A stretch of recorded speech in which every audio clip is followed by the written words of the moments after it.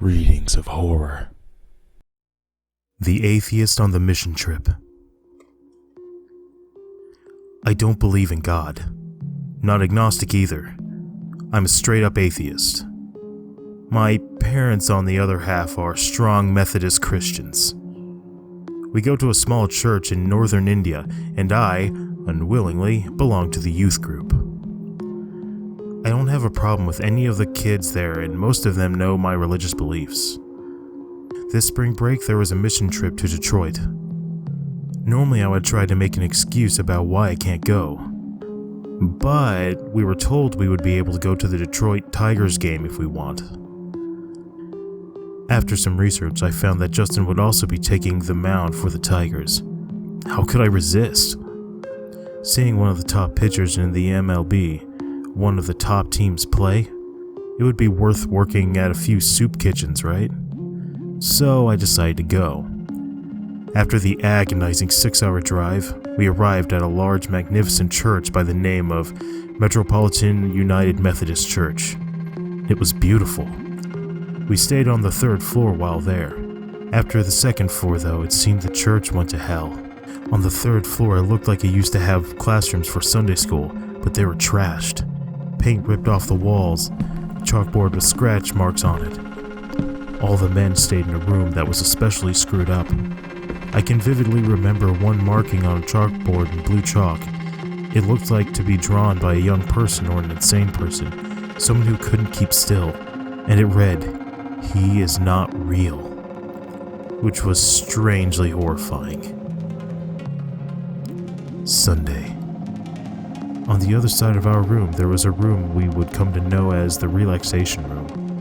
There were plenty of couches, chairs, and various games and activities to play, but no one wanted to stay in that room for one reason: the dolls.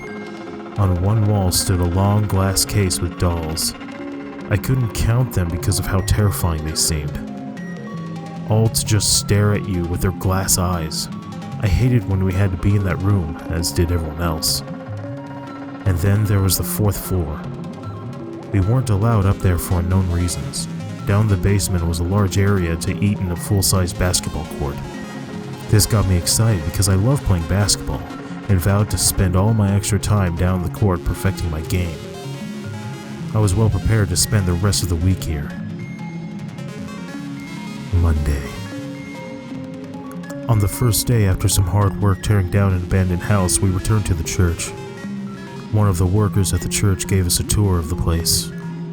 The more we explored, the more beautiful it seemed.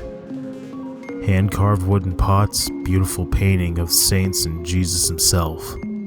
Something I noticed on the floor under a bench in the hallway of the 1st floor by the sanctuary. I moved the bench and saw painted into the stone floor, "Non est velum." Wondering what it meant, I took a picture of it with my phone. Then I noticed another directly on the ceiling above me. "Il n'est pas veri." Again, I took a picture.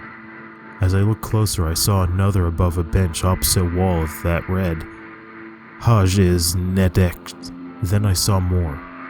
They were randomly scattered throughout the hallway. I found other phrases like, it's nicht not realits," it's nicht realits, "non ivero," "Vens na vrele," "On ne jis prauduzwe," "On ne severin," "Haner ikeril," "On nemigazi," and "On ne jis severin." 11 phrases I had all pictures of, but why 11?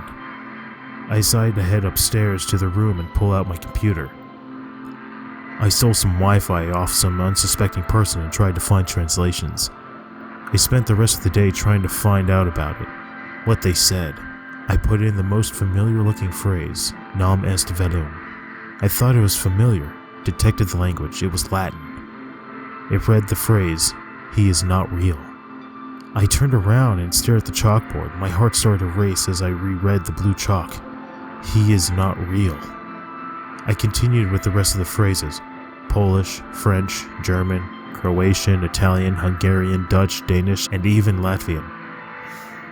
They all read, "He is not real." I quickly shut my computer and fell asleep, not wanting to think about the weird series of events. Tuesday. After work today, I went down with my dad and my friend down to the basketball court and practiced a bit.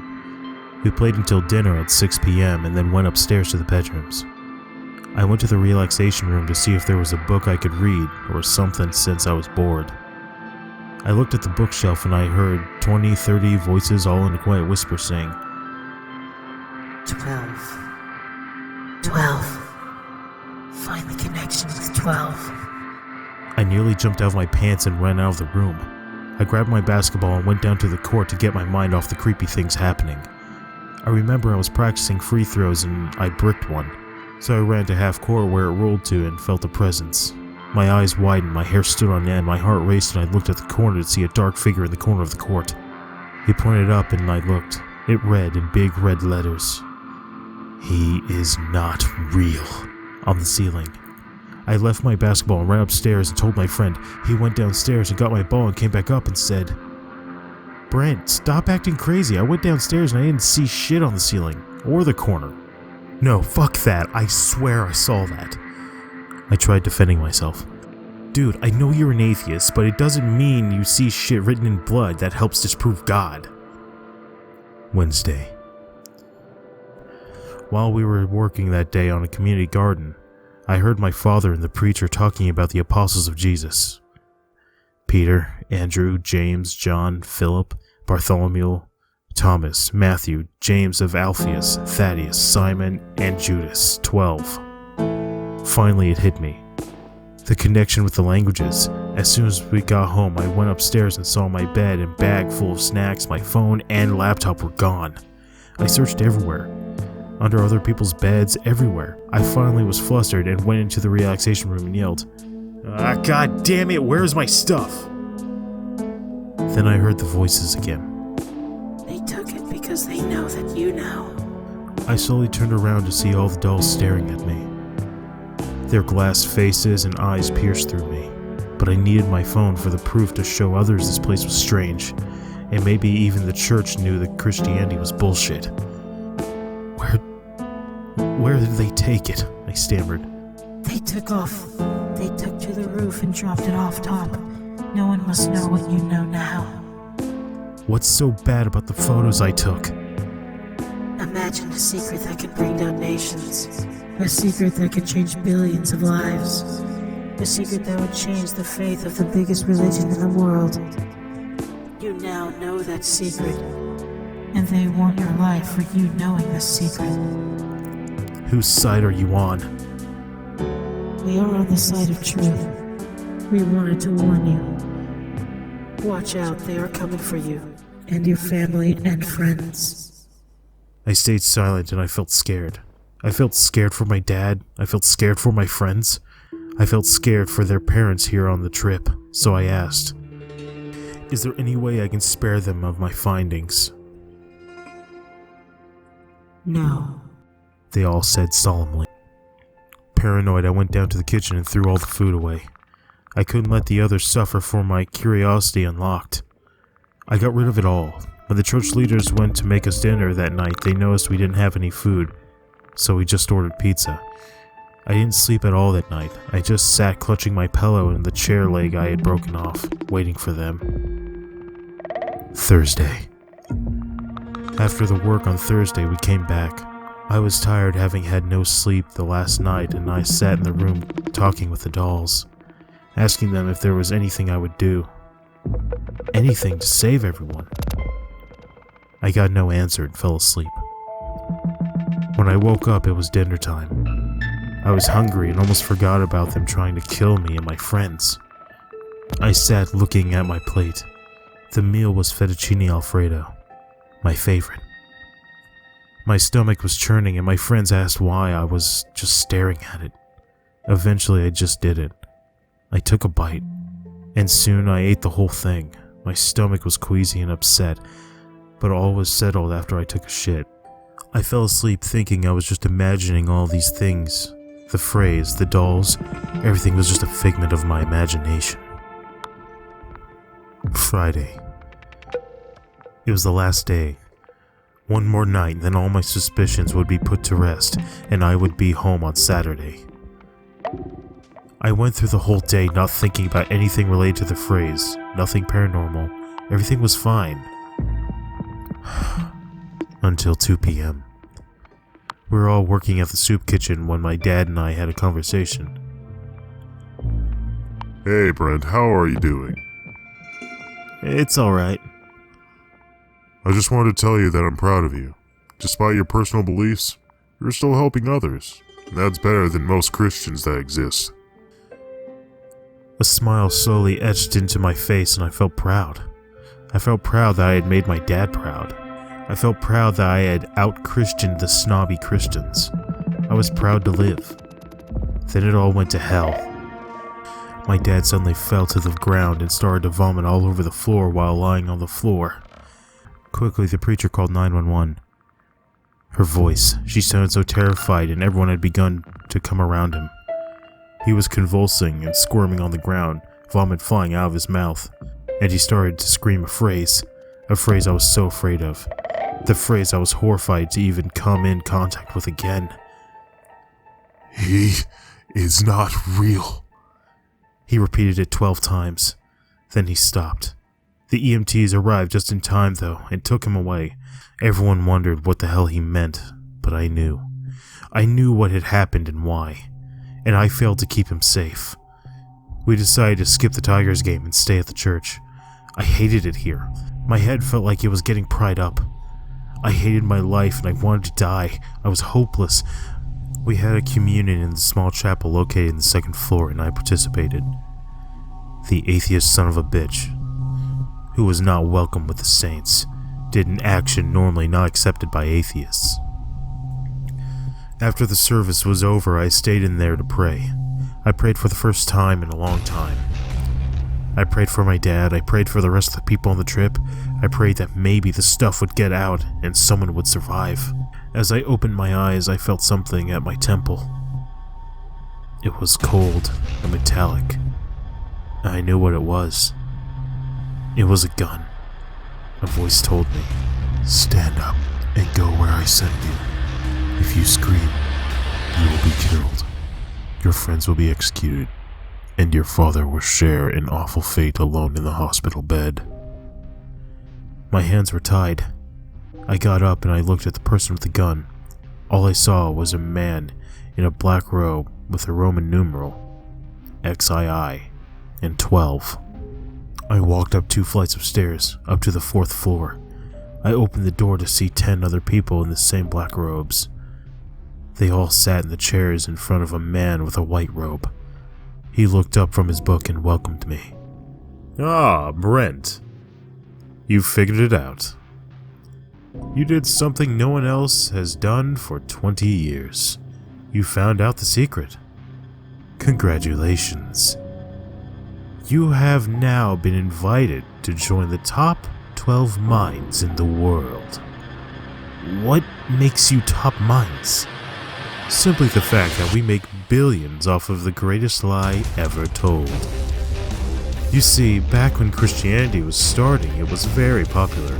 The Romans knew it was a big hoax, so they persecuted those who taught it like the criminals they were. There was never a Jesus of Nazareth. Look at the history. It's just the best telling of stories told earlier. The Son of God, man who healed the lame, and he died for your sins so you could go to a great place in the sky when you die. Wouldn't you pay money to believe something as ridiculous?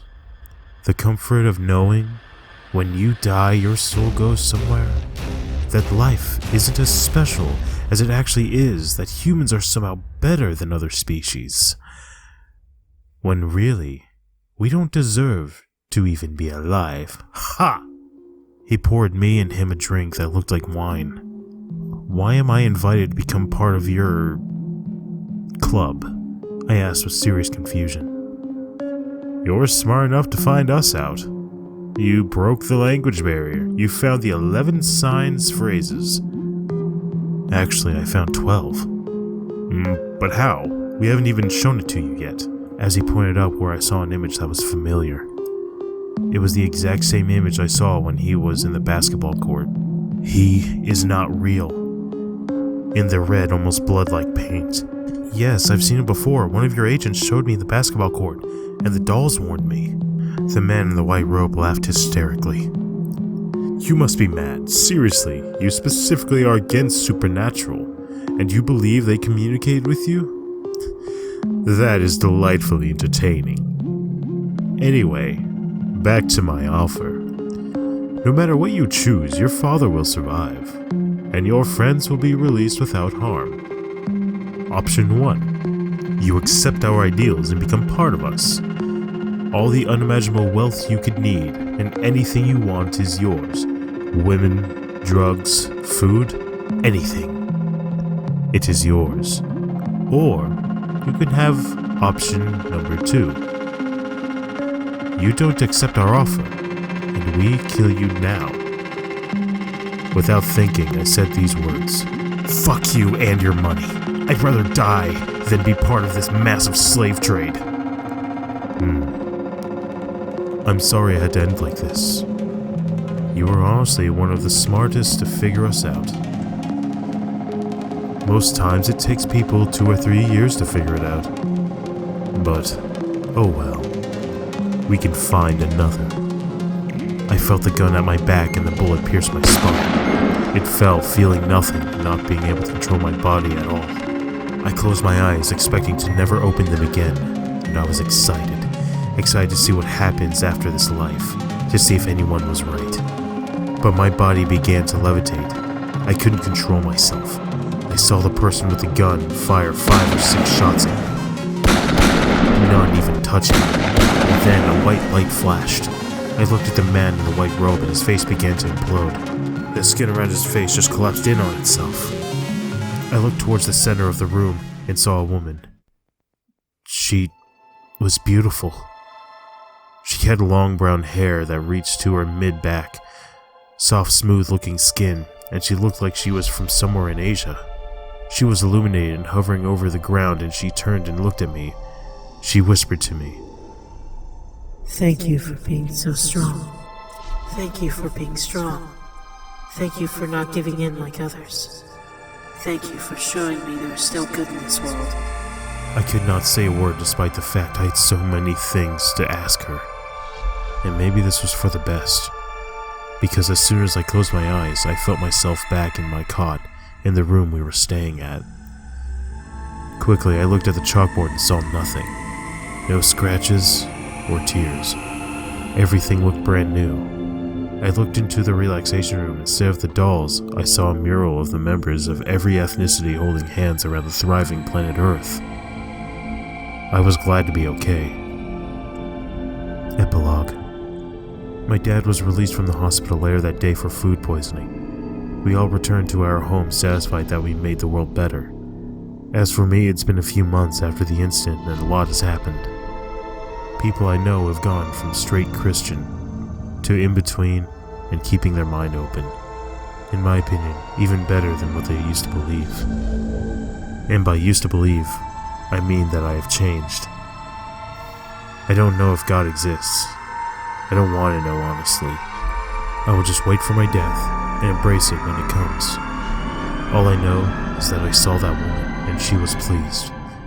Whether she was a god or not, I don't care. I am not an atheist.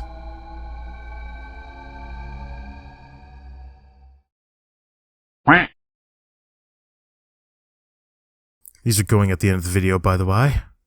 Normally I would try and make it but we were told we would be able to go to the Detroit Tigers game. Okay.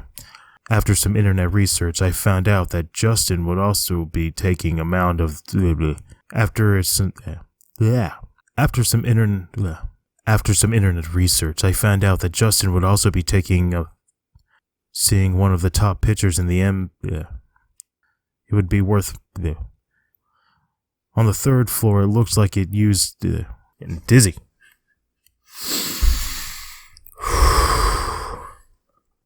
Paint ripped off the walls, chalkboards with scratches marked. Paint ripped off. All the men stayed in a room that was. On the other side of our room, there was a room we weren't allowed up for their. On the first day after some hard-working tearing down abandoned house. Okay. On the first day after some hard work tearing down the abandoned house, we returned the fuck. Okay. Hand-carved wooden pots, beautiful paintings of something I noticed on the floor under the bench in the hallway was the first floor by the sanctuary. Let me redo that.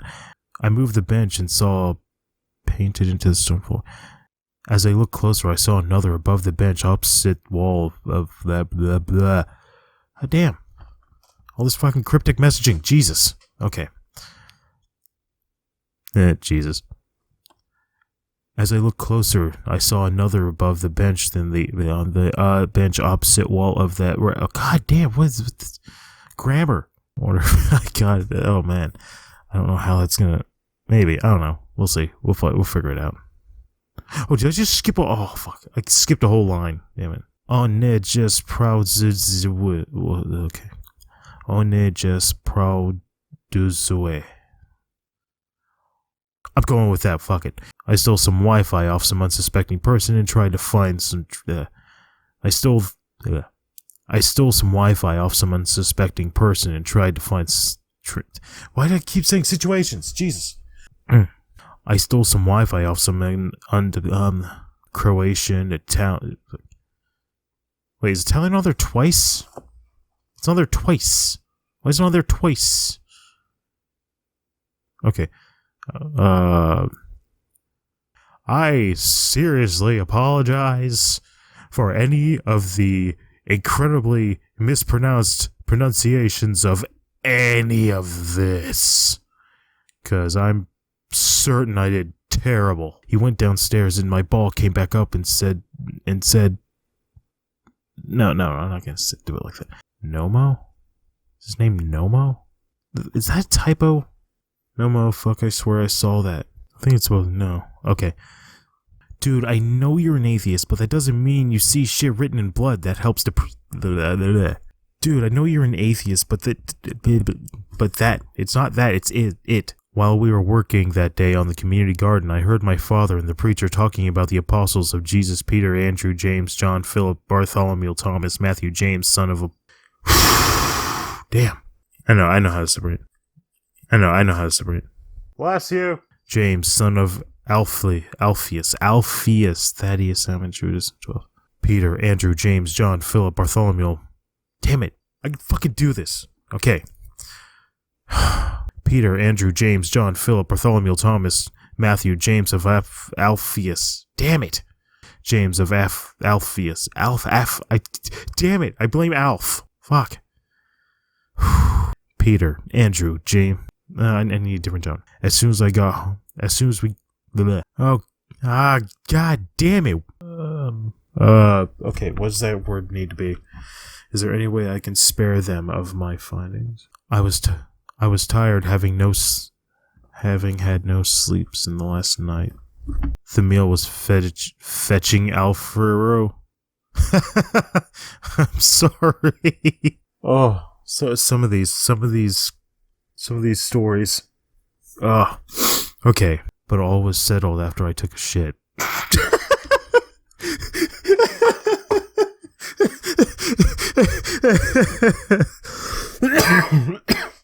Oh, I didn't expect that. I have to edit this later. Oh. Oh, damn it. Oh, no. Oh, God damn it. I didn't read this beforehand at all. Oh, this is just as new to me as it is to you. Oh, Jesus. Text wall. My dad suddenly fell to the ground and stared into vomit all over the... My dad's... Damn it. Oh, okay. That's the father. That's talking about the father. Okay. Getting pried up, okay. Did an action normally not accepted by atheists. I disagree. You can do whatever the hell you want. Not part of the... Okay, whatever. I stayed in there to pray. That's the wrong pray. As he pointed... Took an allergy pill. Work, damn it, work! Then is part of your massive slave. Thank you for watching. Feel free to like, comment, share, and subscribe if you want to be my buddy. If you have any suggestions for future content or tips, let me know in the comments below. And always remember, you have potential.